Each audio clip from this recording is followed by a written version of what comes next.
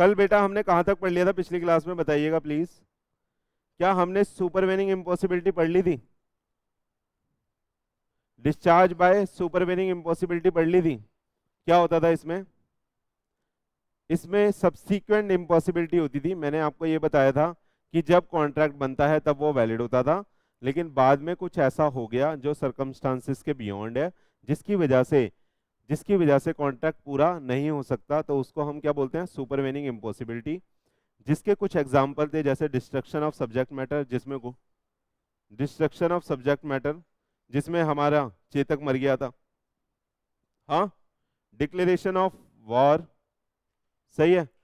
एक unforeseen change in law, और कह रहा है नॉन एग्जिस्टेंस और non occurrence of particular state of thing, जिसमें हमारी नोरा थी। कौन थी एग्जाम्पल में? नोरा थी, हाई गर्मी के लिए हायर करा था, है ना, और वो परफॉर्मेंस नहीं दे पाई ड्यू टू पर्सनल इनकैपेसिटी, है ना। आया नहीं आया? चलें आगे, आइए। और फिर इसमें मैंने आपको बताया था कि इन इन चीजों को अपन सुपरवेनिंग इम्पॉसिबिलिटी नहीं मानेंगे। मैंने ये भी बोला था कि ये आपकी बुक में नहीं है, लेकिन आपको ये याद रखना है क्योंकि नोट्स में प्रोवाइडेड है। जैसे इंक्रीज इन प्राइस बात करी थी इसके ऊपर, टमाटर किया हमने एग्जांपल लिया था कि टमाटर के प्राइस हाइप हो रहे हैं, अभी हाइक हो रहे हैं, तो उसकी वजह से आप कॉन्ट्रैक्ट कैंसिल नहीं करोगे, यानी इसका प्ली नहीं ले सकते आप कि ये सुपरवेनिंग इम्पॉसिबिलिटी है। रिलेट कर पा रहे हो? आइए, बोला था स्ट्राइक बाय द वर्कर और लॉकआउट इन द फैक्ट्री। इसमें टाटा का एग्जांपल दिया था कि अगर उनकी फैक्ट्री में स्ट्राइक हो गई वर्कर्स की, तो हम उसको सुपरवेनिंग इम्पॉसिबिलिटी नहीं काउंट करेंगे, क्योंकि वो आपका मैटर है, वो आपको सॉल्व करना पड़ेगा अगर आप बिजनेस कर रहे हो तो। फिर इसके बाद हमने पढ़ा था failure on the part of third party, जिसमें हमने बैग का एग्जांपल लिया था कि आगे से अगर सामने वाले ने चैन लगा के नहीं दी, तो हम ये नहीं बोल सकते कि हम आपको टाइम पे बैग सप्लाई नहीं करेंगे या नहीं करेंगे। सही है, चलें आगे, आ जाओ। इतना हमने पढ़ लिया था और यहां से हमें आज स्टार्ट करना है। इतना हमने पढ़ लिया था और यहां से हमें आज स्टार्ट करना है, और आज हम इस चैप्टर को बेटा इसी के साथ खत्म भी करेंगे। डन? ज्यादा नहीं है, देख लो आप, डरना मत कि सर आज तो आपने कहानियां ज्यादा सुना दी हैं। 3 पेज हैं बस यहाँ पे, और फिर बुक से देख लेंगे, ठीक है। मैं भगा भगा के बिल्कुल नहीं कराता, बिल्कुल थोड़ा थोड़ा करके अपन पढ़ेंगे बहुत अच्छे से, क्योंकि सबसे ज्यादा वेटेज पता है किसकी आपके एग्जाम में? कॉन्ट्रैक्ट एक्ट की है। एक सिंगल चैप्टर जो सबसे ज्यादा मार्क का है वो कॉन्ट्रैक्ट ही है। डन? तो कॉन्ट्रैक्ट आपको भी अच्छे से रिवाइज करना है, ठीक है। चलें, क्या अच्छा आया था? बहुत इजी आया था। चले, हमेशा इजी आएगा, बस आप अच्छे से पढ़ो। करे हुए क्वेश्चन आएंगे, पढ़े हुई बात आएगी, जो हमने क्लास में डिस्कस करा है उससे बाहर पेपर नहीं आएगा, सेम आएगा। चले, इसलिए क्लास में ध्यान से सुना करो और घर पे ध्यान से पढ़ा करो। याद नहीं इतना आया होगा, इजी आया था। चले, पेपर आपको इजी लगेगा, बस आपकी मेहनत उसके हिसाब से होनी चाहिए। अगर मेहनत ही नहीं करोगे तो इजी कहाँ से लगेगा, आप खुद बताओ, है ना। चले, आ जाओ। कह रहे discharge of contract by lapse of time, ये इस एक्टर को जानते हो आप? इस एक्टर को और इस एक्टर को जानते हो आप? बताओ। अरे आरआरआर देखिए आपने? आरआरआर मूवी में है ना ये। इसका नाम क्या है? एनटीआर, जूनियर एनटीआर बोलते हैं ना। छोड़ो, आपको नहीं पता। चलो मैं एग्जाम्पल बताता हूं, आपको पता चल जाएगा उससे। हमारे यहाँ बेटा उज्जवल था, एग्जाम्पल सुन लो, ये समझ में आ जाएगा आपको। उज्जवल साहब थे, और उज्जवल साहब ने हमारे पास फाउंडेशन में एडमिशन लिया कि सर मैं ना फाउंडेशन पढ़ना चाहता हूँ, मैं सीए करना चाहता हूँ। मैंने कहा बहुत अच्छे बच्चे। हमने एडमिशन ले लिया, बच्चे ने फीस भी जमा करा दी, पूरी फीस जमा कराई, और बोला सर मैं अब कल से क्लास आऊँगा। 5 दिन कंटिन्यू ये क्लास आया, और 5 दिन के बाद ये गायब हो गया। ये अपने होम टाउन चला गया, वहां पे इसकी शादी हो गई। होम टाउन जाने के बाद, शादी करने के बाद, ये 5 साल बाद वापस आया अपने बच्चे के साथ, और मैं सुबह सुबह बैच लेने आया हुआ हूँ, अपने बच्चे के साथ क्लास में बैठा हुआ है। कह रहा है सर मैं आपको पैसे दे के गया था, मेरे को पढ़ाओ। क्या कह रहा है? सर मैं आपको पैसे दे के गया था, मैंने आपके बैच में एनरोल करा था, आप मेरे को पढ़ाओ। क्या मेरे को पढ़ाना पड़ेगा? हाँ। क्यों? क्योंकि हमारा कॉन्ट्रैक्ट कब डिस्चार्ज हो जाएगा? जब वो वाला बैच खत्म, कॉन्ट्रैक्ट डिस्चार्ज। अगर वो उस बैच में आ जाता तो क्या पढ़ाना पड़ता? आंसर इज यस, पढ़ाना पड़ता। तो यहाँ पे जो हमारा कॉन्ट्रैक्ट था वो क्यों खत्म हो गया बताओ? By lapse of time. हमारा जो कॉन्ट्रैक्ट था वो डिस्चार्ज हो गया due to lapse of time. समझ में आया? टाइम लैप्स कब कब हो जाएगा? जब मेरा बैच कंप्लीट हो जाएगा। तब तक है रीजनेबल टाइम। आ रहा है या नहीं आ रहा समझ में? और इसीलिए यहाँ पे जो फोटो बनाई गई है ये एनटीआर और जूनियर एनटीआर की है। ये जो एक्टर साहब है इनका नाम एनटीआर है और इनका नाम है जूनियर एनटीआर। हाँ, एनटीआर बोल। हाँ, आ जाओ, छोड़ो छोड़ो, आप पढ़ लो यहाँ पे। If a contract is made, please, if a contract is made which have fixed time, then the performance must be asked within that time, otherwise contract will be discharged। सही है? तो जो परफॉर्मेंस है आप उसी फिक्स टाइम में मांग सकते हो। आप 5 साल बाद आके ये नहीं बोल सकते कि सर मैं आज आपके बैच में पढ़ूंगी, मैंने आपको पैसे दिए हुए हैं। समझ में आया? आइए, ये देखो, आपके पहले आदित्य पढ़ता था तो उसके नाम से एग्जाम्पल बना हुआ है। Aditya, a foundation student, attended the class for 10 day, after 5 year Aditya come with the junior Aditya. Aditya junior Aditya के साथ आता है and demand the class to be resume. Here the Aditya can not ask for the performance because the contract has been lapsed. समझ में आया? तो यहाँ पे हमारा जो कॉन्ट्रैक्ट है वो काहे डिस्चार्ज हुआ भैया?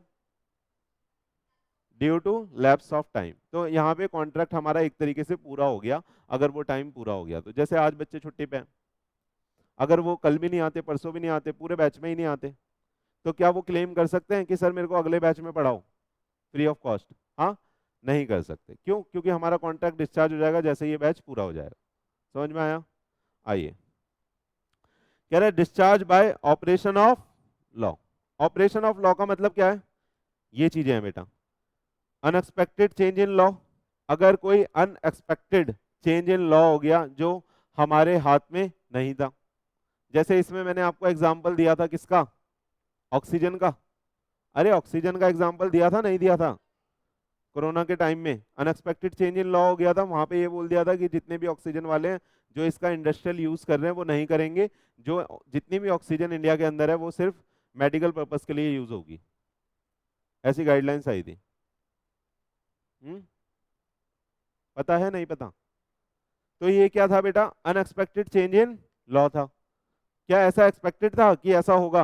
नहीं, किसी को भी नहीं पता था ये सिनारियो आ जाएगा। आइए आगे, या सुन लो प्लीज। कह रहा है discharge of operation of law में ये 3 चीजें आ जाएंगी। पहला क्या था? Unexpected change in law. दूसरा कह रहा है डेथ ऑफ द प्रोमिसर। भैया पर्सनल स्किल पे बेस्ड था हमारा कॉन्ट्रैक्ट। हमारे उज्जवल ने नूरा को बुलाया हुआ था डांस करने के लिए हाई गर्मी पे, हाँ, लेकिन जब बर्थडे आया तो इसने फोन करके बोला हाई गर्मी, उधर से आवाज ही नहीं आ रही। क्यों? नोरा दीदी किसी एरोप्लेन में जा रही थी, वो ब्लास्ट हो गया। कहाँ पहुंच गई नोरा दीदी? है भग ऊपर हो रहा होगा हाई गर्मी फिर। सही है। तो डेथ ऑफ द प्रोमिसर हो गया, और हमारा कॉन्ट्रैक्ट कैसा था? Based on personal skill. Nawazuddin बोल रहा है मैं आके हाई गर्मी करूंगा, इसको बोल रहा है उसकी जगह मैं आके हाई गर्मी करूंगा, कर सकता है? आंसर इज नो, है ना? समझ में आया? तो कह रहा है contract is based on upon personal skill only. तो डेथ ऑफ द प्रोमिसर के केस में भी हमारा कॉन्ट्रैक्ट डिस्चार्ज हो जाएगा। क्यों? Bye operation of law. Clear है? आगे आइए, इंसॉल्वेंसी ऑफ द प्रोमिसर। कह रहा है insolvency of the promisor would discharge the contract, क्योंकि वो कंपिटेंट टू कॉन्ट्रैक्ट ही नहीं होता। कोई इंसॉल्वेंट बंदा कंपिटेंट टू कॉन्ट्रैक्ट होता है? लेकिन जब उसने कॉन्ट्रैक्ट करा था वो इंसॉल्वेंट नहीं था, बाद में वो इंसॉल्वेंट हो गया, तो उसका कॉन्ट्रैक्ट वैसे ही डिस्चार्ज हो जाएगा। क्लियर है? तो बताना, हमने डिस्चार्ज पढ़ा बाय ऑपरेशन ऑफ लॉ। हमने क्या पढ़ा बेटा? Discharge by operation of law, कौन कौन से पॉइंट है? Unexpected change in law, death of the promisor, insolvency of the promisor. सही है, याद हो गया।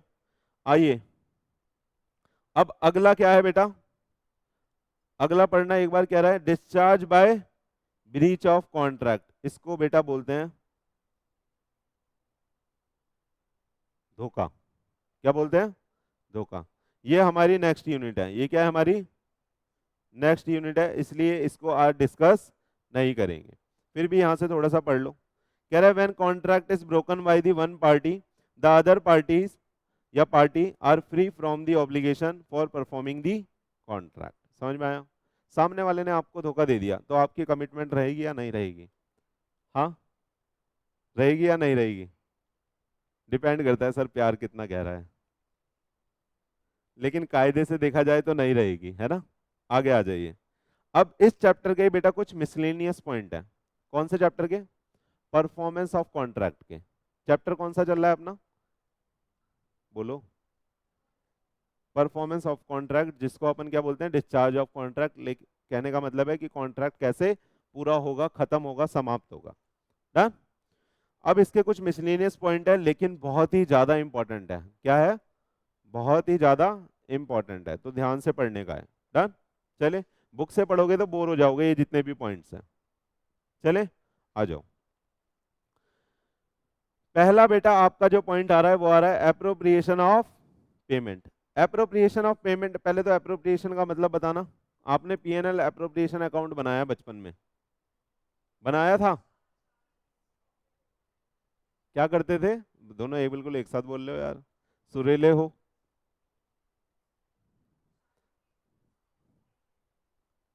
हाँ, थ्योरी याद करी हुई है।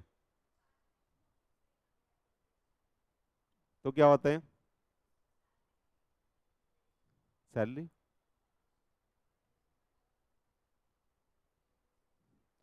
मैं बता देता हूँ, सुनो। आपको सैलरी पार्टनर की आती होगी ना? हाँ, पार्टनर, आपने पार्टनरशिप पढ़ा है ना? सुन लो, एप्रोप्रिएशन का मतलब होता है बांटना। एप्रोप्रिएशन का मतलब क्या होता है? बांटना। प्रॉफिट कमा लेते थे अपन, उसको एप्रोप्रिएट कर देते थे।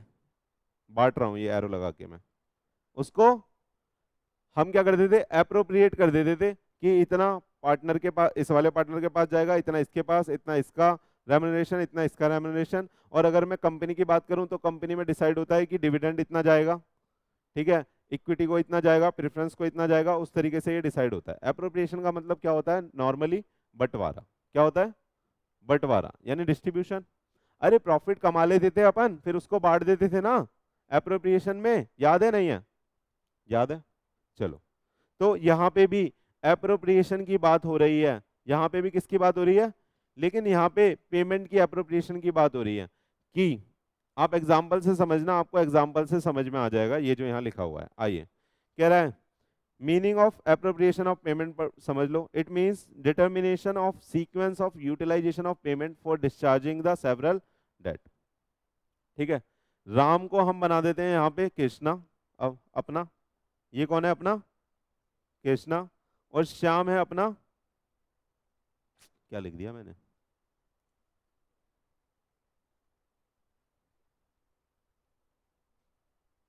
उज्जवल। वी आएगा, आ गया। सुनो, सुनो, क्या बोला मैंने? बोलो बोलो। कृष्णा, कृष्णा ने उज्जवल से इतना इतना पैसा लिया था बेटा। कितना? 10,000 लिया था 1 अगस्त को, ध्यान से समझना प्लीज। 15,000 लिया था 15 सितंबर को, और 25,000 लिया था 20 नवंबर को। क्या अलग अलग टाइम पे पैसा लिया गया है? हाँ, अलग अलग अमाउंट है। कितना कितना है बताइएगा? 10, 15 और 25। अब उज्जवल, कृष्णा ने पैसा लिया है। अरे उज्जवल से पैसा लिया है किसने? कृष्णा ने। डन। क्या कृष्णा इसे रिपे करेगा, वापस देगा? हाँ वापस देगा, ये लोन है सर। सुन लीजिए, इसका रेट ऑफ इंटरेस्ट था 12%, इसका था 10% और इसका था 15%। मान लो 12, 10, 15। डन। तो कृष्णा जब रिपे कर रहा है, मान लो कृष्णा ने 7,000 रुपए रिपे करे। डन। कृष्णा ने कितने रिपे करे? 7,000। अब उज्जवल तो चाहेगा कि मैं जो रिपेमेंट है 7,000 की वो यहां से मानूंगा, मैं रिपेमेंट यहां से मानूंगा। क्यों? क्योंकि वो 12% ज्यादा वाला इंटरेस्ट कमा रहा होगा, 15% ज्यादा वाला इंटरेस्ट कमा रहा होगा उज्जवल। उज्जवल बोलेगा जहां पे कम इंटरेस्ट है मैं तो वहां से मानूंगा कि तूने ये पे करा है। समझ में आया?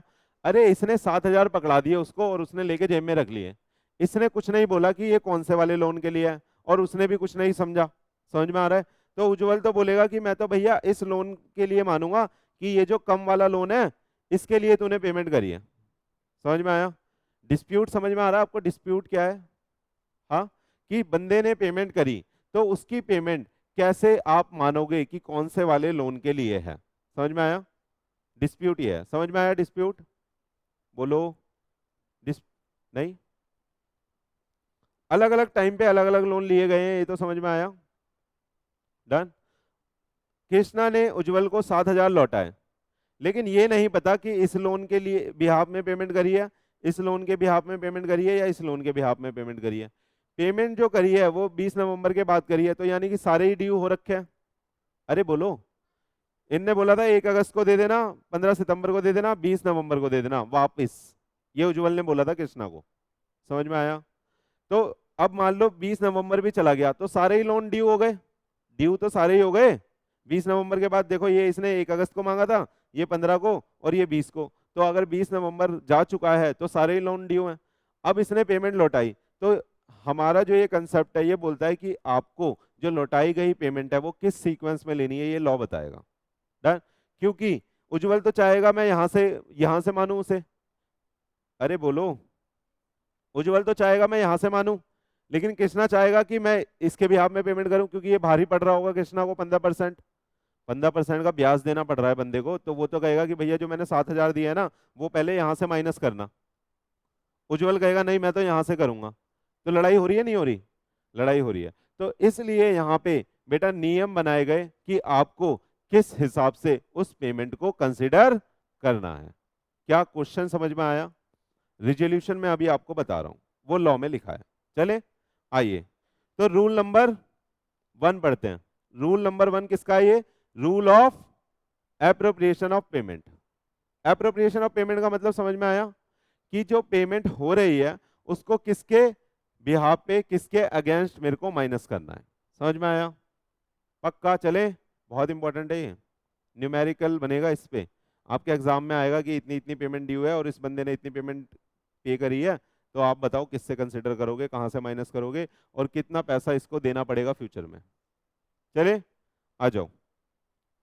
रूल 1 बोलता है बेटा, इधर रूल 1 बोलता है द पेयर पेयर में determine the sequence of payment. कह रहा है जो पे कर रहा है ना बंदा, कौन पे कर रहा है बताना?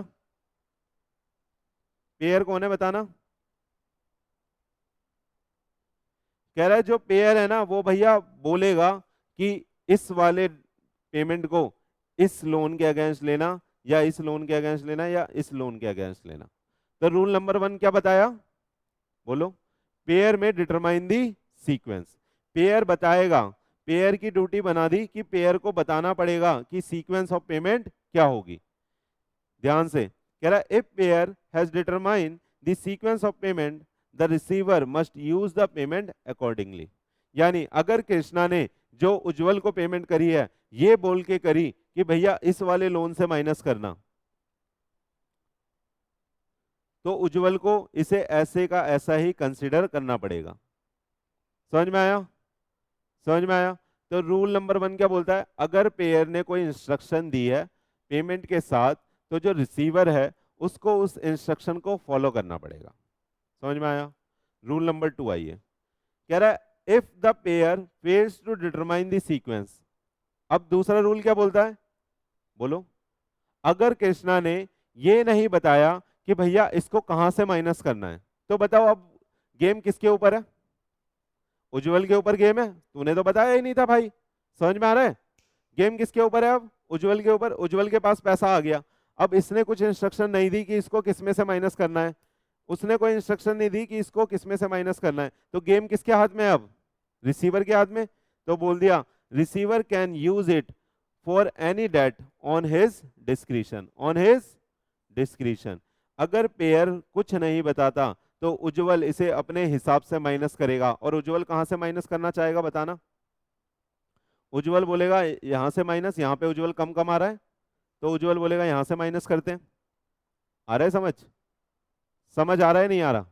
चले अब इधर आइए प्लीज। थर्ड रूल कह रहा है if both party fails then the payment will be used for the such that which due earlier.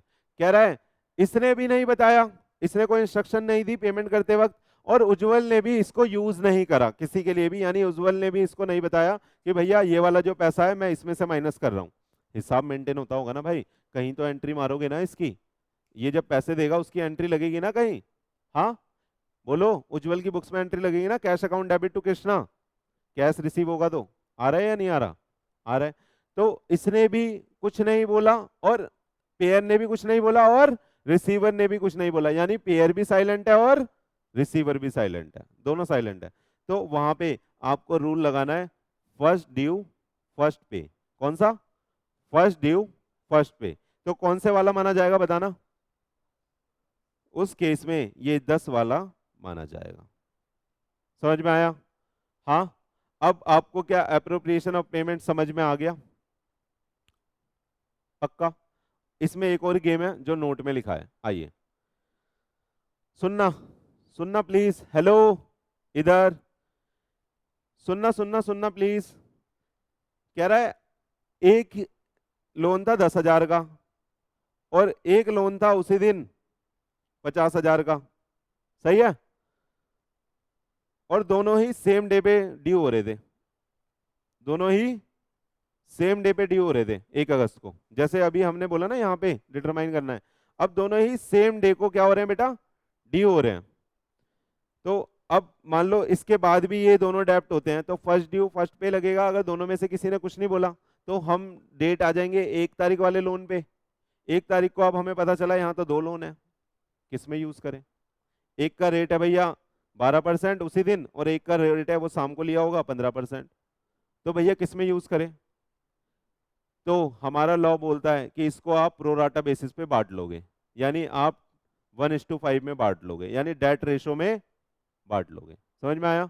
अब जो 7,000 यहाँ पे आए हैं, जो 7,000 यहाँ पे आए हैं उसको आप 6, 1 और 7,000 5 × 6 करके बांट दोगे। समझ में आया? रेशो में बांटना तो आता ही होगा आपको, आपने प्रोराटा बेसो पढ़ा है। हाँ प्रोराटा पढ़ा है ना, प्रोराटा बेसिस, उसमें रेशो में बांटते थे। तो कह रहा है प्रोराटा बेसिस पे आप बांट दोगे अगर आपके 2 लोन सेम डे पे ड्यू हो रहे हैं तो। क्लियर है? सारा लॉ क्लियर है? आइए नोट पढ़ा देता हूं बेटा, बहुत इंपॉर्टेंट है ये।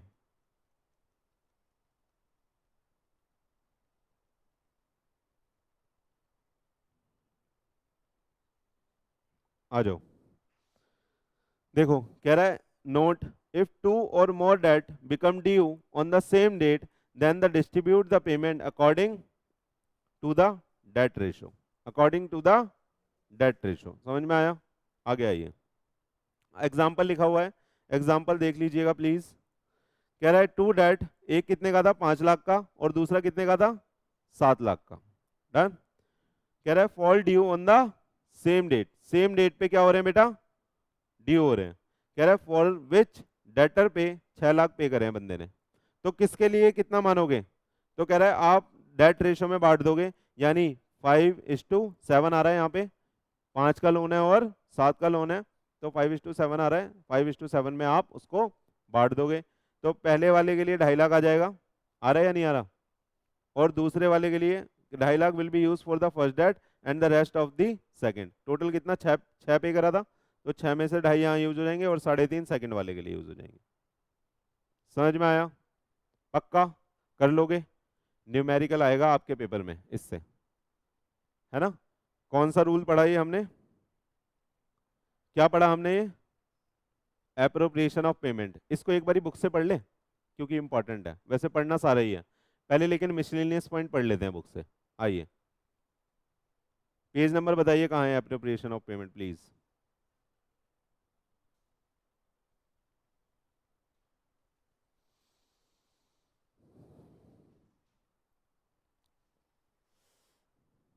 Page number please 1.81।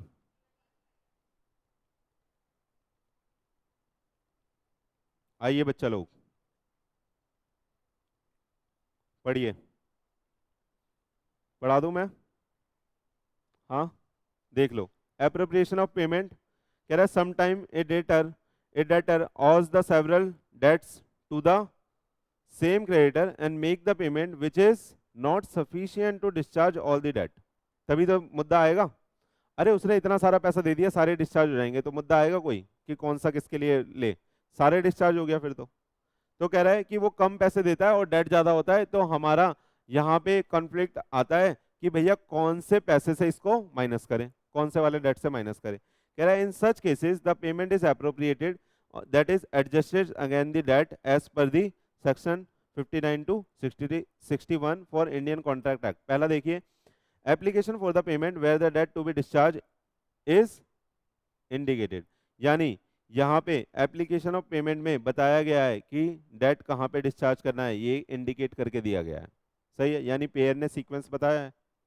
अरे पहला वाला केस हो गया ना, यानी पेयर ने सीक्वेंस बताया है। पढ़िए, कह रहा है where a debtor owing the several distinct debt to the one person make the payment to him either with express intimation or under circumstances implying that the payment is to be applied to discharge for the some particular debt, the payment if accepted must be applied accordingly। समझ में आया? यानी यहाँ पे किसने बताया बताओ? तो पेयर के अकॉर्डिंग हो जाएगा, बोलो, पेयर के अकॉर्डिंग हो जाएगा। आगे आइए, कह रहा है application of the payment where the debt to be discharge is not indicated. यहाँ पे क्या हुआ है, पेयर ने कोई इंडिकेशन नहीं दिया है, तो पेयर फेल्स टू इंडिकेट हो गया है। पेयर ने कोई इंडिकेशन नहीं दी है यहाँ पे। आइए, कह रहा है debtor has omitted to intimate and there is no other circumstances indicating to which the debt the payment is to be applied, the creditor please, कह रहा है the creditor may apply it at his discretion to any lawful debt actually due and the payable to him for the debtor। यानी यहाँ पे game किसके हाथ में आ गई? उज्जवल के हाथ में, है ना? तो वो अपने हिसाब से अप्लाई कर लेगा। where its recovery is or is not barred by the law in force for the time being so as to limitation of the suit। कह रहा है लेकिन उसके लिए यूटिलाइज होगा जिसकी रिकवरी लॉफुली आप कर सकते हो, टाइम बाद डेट नहीं होना चाहिए बेसिकली। डन। कह रहा है however he can not apply the payment to the disputed debt, लेकिन ये वाली पेमेंट कहाँ किसके लिए अप्लाई नहीं करेगा? किसी डिस्प्यूटेड डेट में से नहीं माइनस करेगा। यानी इन दोनों के बीच एक 10 करोड़ का कोई लोन है जिसका केस चल रहा है, यानी वो क्या है बेटा, डिस्प्यूट में है, तो उसके वहां से वो अप्लाई नहीं करेगा, क्योंकि वहां तो वो अभी अमाउंट कहाँ है बेटा, वो डिस्प्यूट में है, तो उसको कोर्ट बताएगा कि वो कैसे डिस्चार्ज करना है। डन, तो उससे अप्लाई नहीं करेगा। समझ में आया? ये इस पॉइंट से भी क्वेश्चन बन सकता है, आपको डिस्प्यूटेड डेट भी दे देगा एक, बोलेगा कि अब उसके हाथ में है और उसका रेट सबसे ज्यादा देगा वो या सबसे कम देगा, तो उसके हाथ में आ जाएगा। तो कुछ बच्चे कहेंगे कि डिस्प्यूटेड डेट से माइनस होगा पहले, लेकिन डिस्प्यूटेड डेट से तो माइनस होगा ही नहीं। डिस्प्यूटेड डेट समझ में आ रहा है आपको?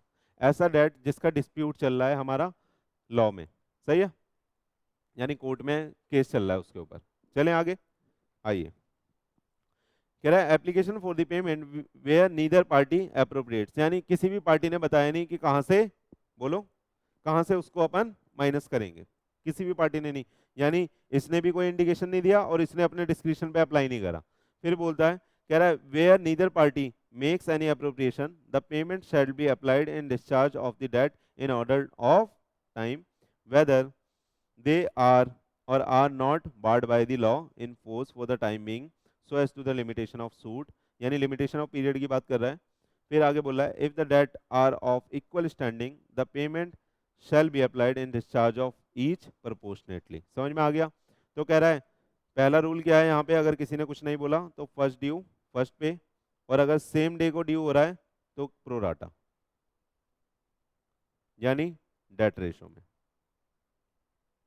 समझ में आया क्या? हाँ क्लियर है, बिल्कुल एप्रोप्रिएशन ऑफ पेमेंट क्लियर है। अगर कोई केस स्टडी आएगी तो आप सॉल्व कर दोगे, पक्का? चले आइए, तो उसमें बोलेगा या तो इंस्ट्रक्शन दी होगी, अगर इंस्ट्रक्शन नहीं दी होगी तो सामने वाला अपने डिस्क्रिप्शन पे लेगा, अगर सामने वाला अपने डिस्क्रिप्शन पे नहीं ले रहा तो फर्स्ट ड्यू फर्स्ट पे लगा देना, अगर फर्स्ट ड्यू फर्स्ट पे सेम डे को फॉलो हो रहा है तो डेट रेशो लगा देना। क्लियर है? क्लियर है? एक छोटे से पॉइंट में बहुत सारे पॉइंट है जहां से अच्छा सा क्वेश्चन ड्राफ्ट हो सकता है। सही है, तो इंपॉर्टेंट हो जाता है। आगे चलें, आइए नोट्स पे आ जाइए वापस से। कहाँ थे नोट्स? आइए आगे चलते हैं बच्चे।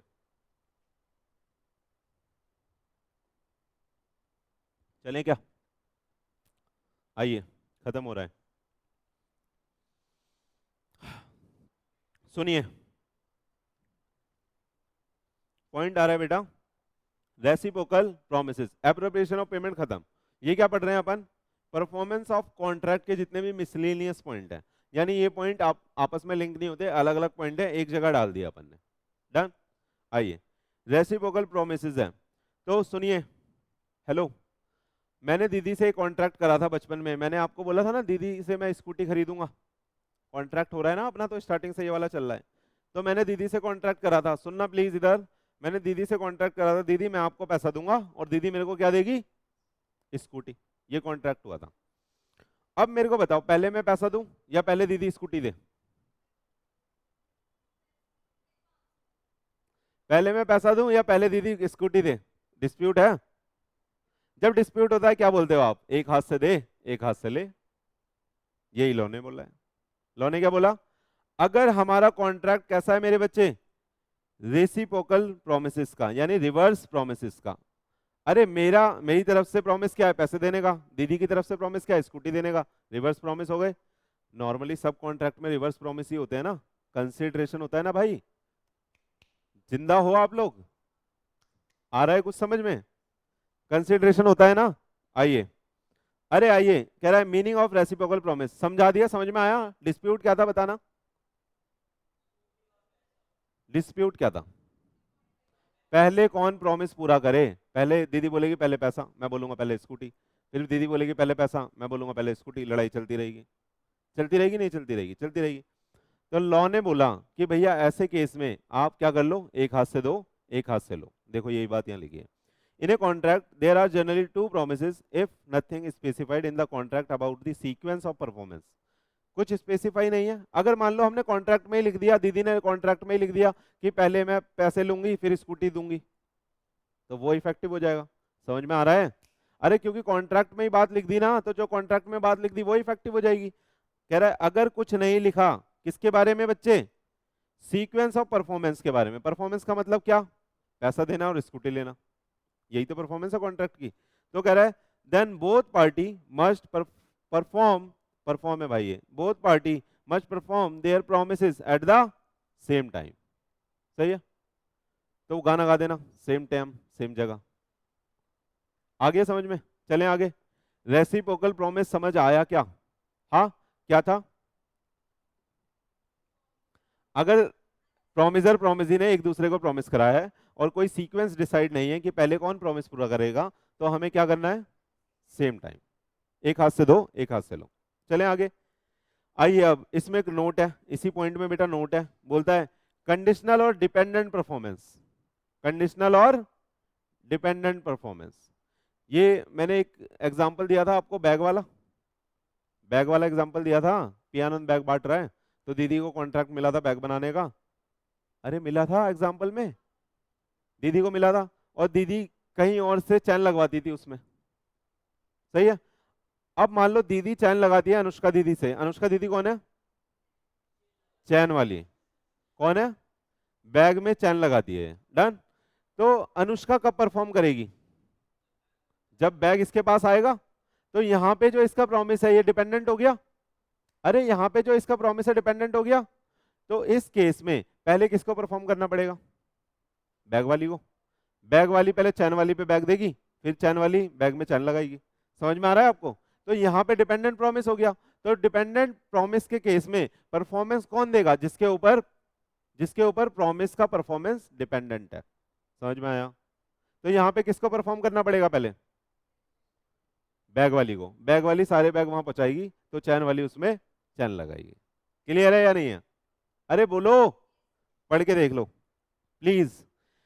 कह रहा है when performance of the one party is dependent upon the performance of the other party then it is conditional and dependent performance where the performance of a promise by one party depend on the upon the prior performance. Prior का मतलब क्या होता है बच्चे?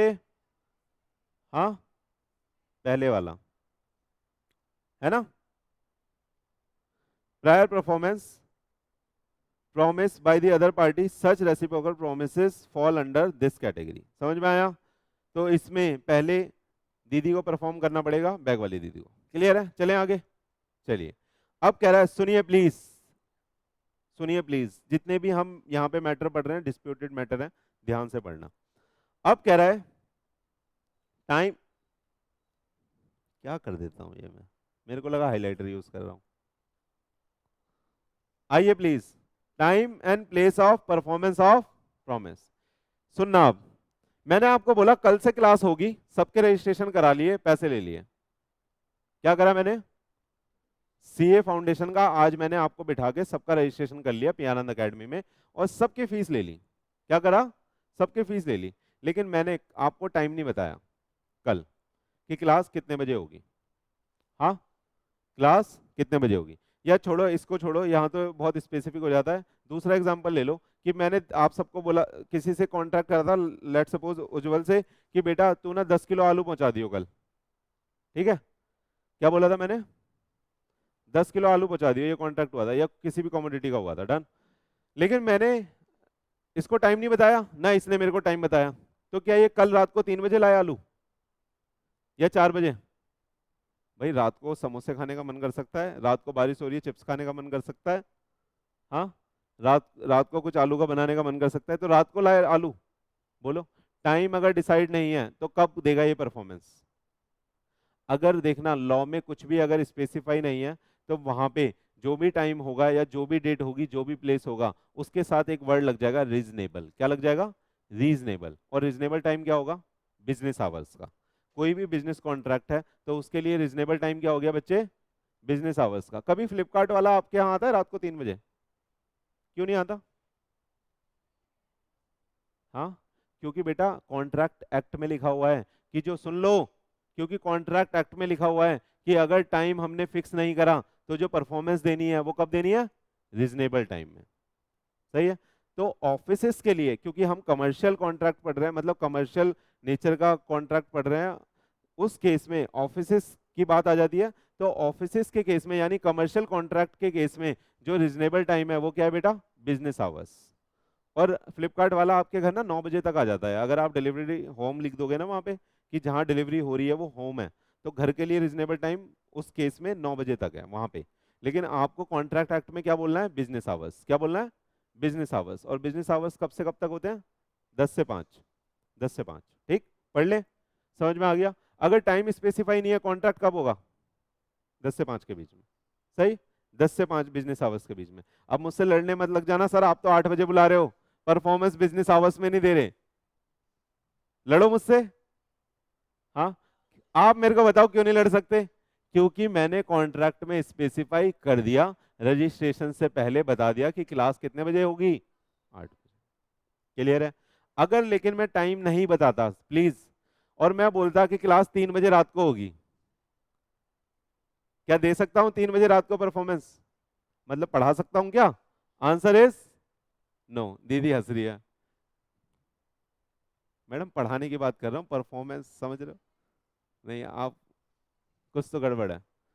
दया, पता लगाओ क्या गड़बड़ है। सुनो, तो परफॉर्मेंस जो दी जाएगी बिजनेस आवर्स में दी जाएगी। क्लियर है? आइए, कह रहा है टाइम ऑफ द परफॉर्मेंस, कह रहा है टाइम ऑफ द परफॉर्मेंस में when the date of the performance is not fix, perform within reasonable time. Perform कब करना है? Within reasonable time. कह रहा है when the date of the performance is fix but the hours that is time of performance is not fixed, perform within business hours, that is 10 से 5। Clear है? पक्का?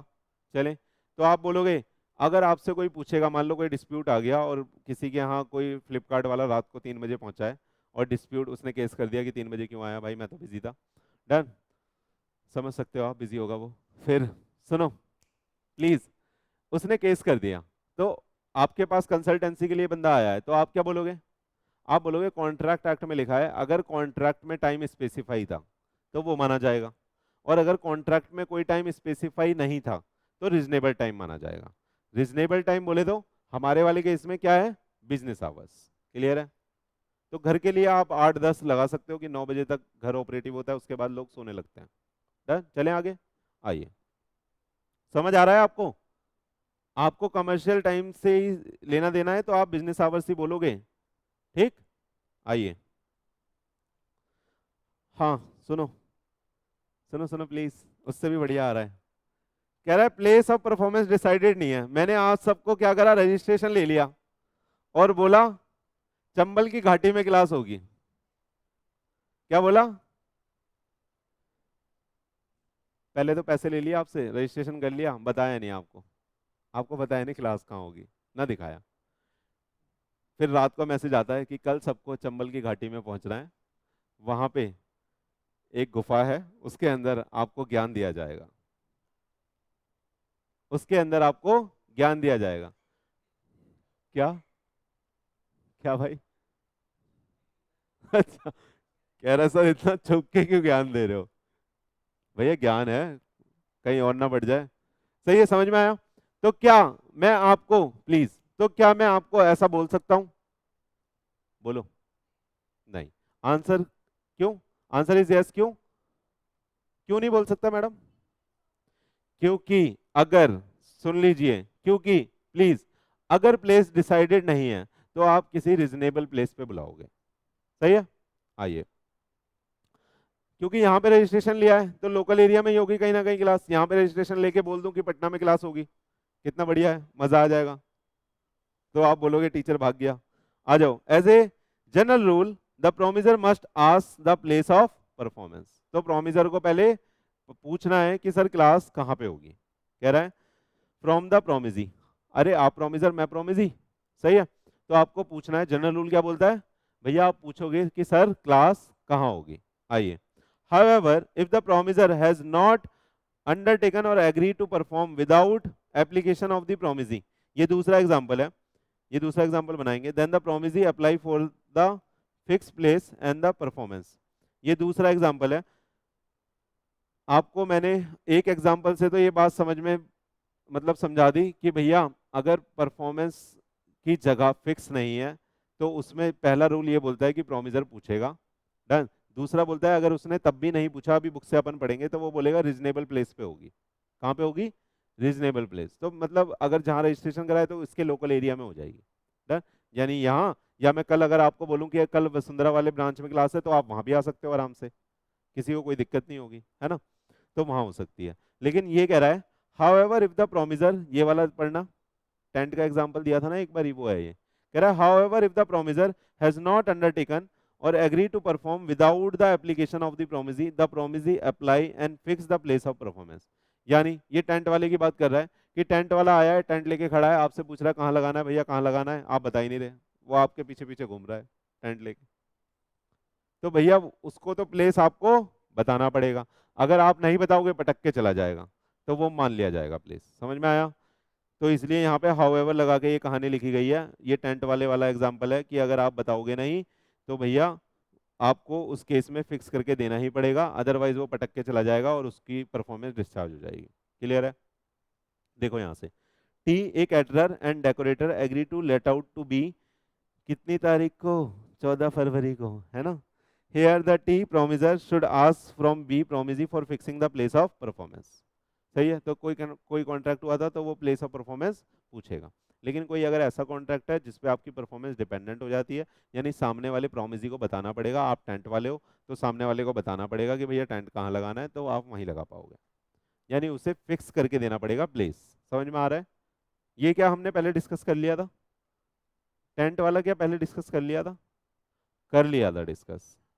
अरे वहां पे ये देखा था ना कि वो डिस्चार्ज हो जाएगा अपनी परफॉर्मेंस से अगर वो पटक के भी चला जाएगा तो, क्योंकि आपने बताया नहीं। आपका नेगलेक्ट का वो प्ली ले सकता है, फिर आपके ना बताने का वो प्ली ले सकता है कि भैया आपने बताया नहीं, मैंने तो परफॉर्मेंस दे दी थी। आ रहा है या नहीं आ रहा? आइए, अब लास्ट पॉइंट है, फिर बुक से पढ़ेंगे, खत्म हो जाएगा। डन? बहुत ही खुशी मिली होगी आपको ये देखकर। आइए, ये भी बहुत इंपॉर्टेंट है, इसको भी प्लीज ध्यान से पढ़िएगा।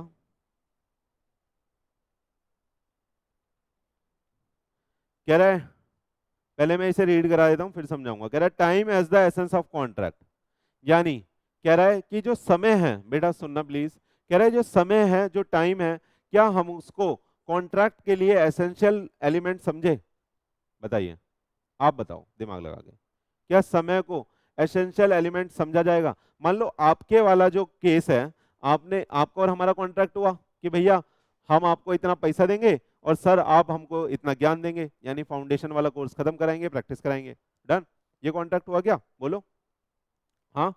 तो बताना, क्या आपके और हमारे कॉन्ट्रैक्ट में, अनुष्का मैडम, क्या आपके और हमारे कॉन्ट्रैक्ट में क्या टाइम एसेंशियल है? क्यों?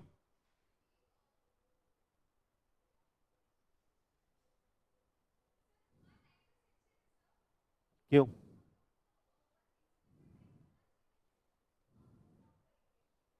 किसको परफॉर्म करेंगे?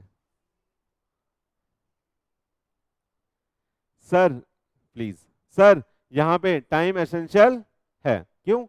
क्योंकि सर, मैं आपको बोल दूं कोर्स पूरा होगा दिसंबर के बाद, चलेगा? आज से क्लास सस्पेंड, दिसंबर के बाद बैठेंगे अपन, चलेगा? नहीं, देखो टाइम एसेंशियल हो गया, आप मान ही नहीं रहे बात। आ रहा है? तो आपके वाले कॉन्ट्रैक्ट में भी टाइम एसेंशियल है। तो जनरली ये माना जाता है सारी बिजनेस ट्रांजैक्शन में टाइम क्या होता है? एसेंशियल होता है। सही है? अगर मैं टाइमली परफॉर्मेंस ना दूं, यानी कि कोर्स ना कराऊं, सिलेबस ना कराऊं, रिवीजन ना कराऊं, तो आप क्या मुझसे डैमेज मांग सकते हो? आप क्या कॉन्ट्रैक्ट के ब्रीच, कॉन्ट्रैक्ट का ब्रीच ही हो गया ना। मैंने आज से क्लासेस सस्पेंड कर दी, बोला दिसंबर में पढ़ाऊंगा पेपर के बाद, मन नहीं कर रहा। तो आप क्या डैमेज मांग सकते हो? क्या आप कॉन्ट्रैक्ट को कैंसिल कर सकते हो? यस सर, समझ में आया? सुनो सुनो प्लीज, टाइम एसेंशियल है और टाइमली परफॉर्मेंस ना देने के केस में, अगर टाइम एसेंशियल है और टाइमली परफॉर्मेंस ना देने के केस में, जो सामने वाली पार्टी है, जो प्रोमिसी है, वो क्या कर सकता है बच्चे? कॉन्ट्रैक्ट को कैंसिल भी कर सकता है एज वेल एज डैमेज भी मांग सकता है। कॉन्ट्रैक्ट को कैंसिल भी कर सकता है एज वेल एज डैमेज भी मांग सकता है। तो आप मुझसे डैमेज भी मांग सकते हो अगर टाइमली कोर्स पूरा नहीं होगा, कि सर आप हमें जितनी फीस थी, अब हम आपकी वजह से फेल हो गए, तो मेरे को दोबारा से उतना पढ़ना पड़ेगा, तो उसकी भी फीस दो डैमेज की तरह। समझ में आया?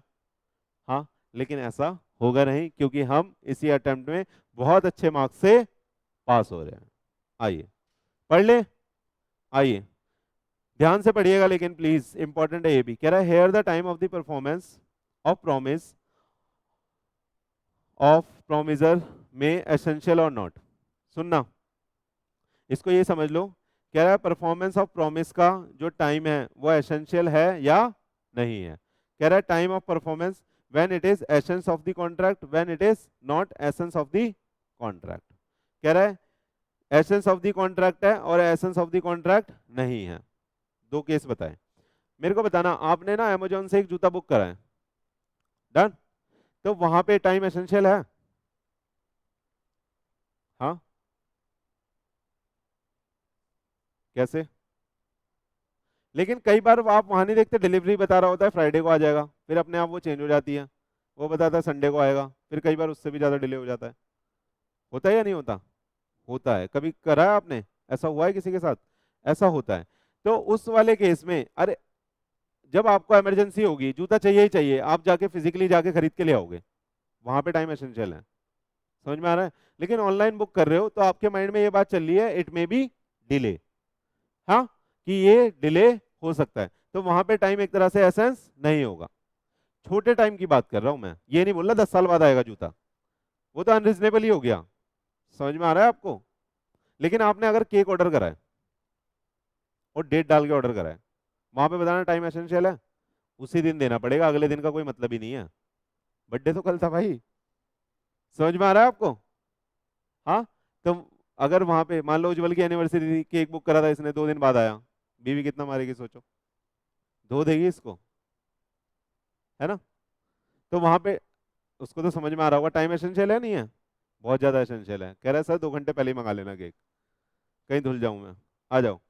When it is essential to the contract, ध्यान से प्लीज, कह रहा है when the promisor fails to perform and the time is an essence of the contract, then the contract become voidable or and the agreed party cancel it as well as claim for the damage. सही है, cake मंगाया था, उस दिन नहीं आया, 2 दिन बाद केक आ रहा है या 1 दिन बाद केक आ रहा है, कोई मतलब है?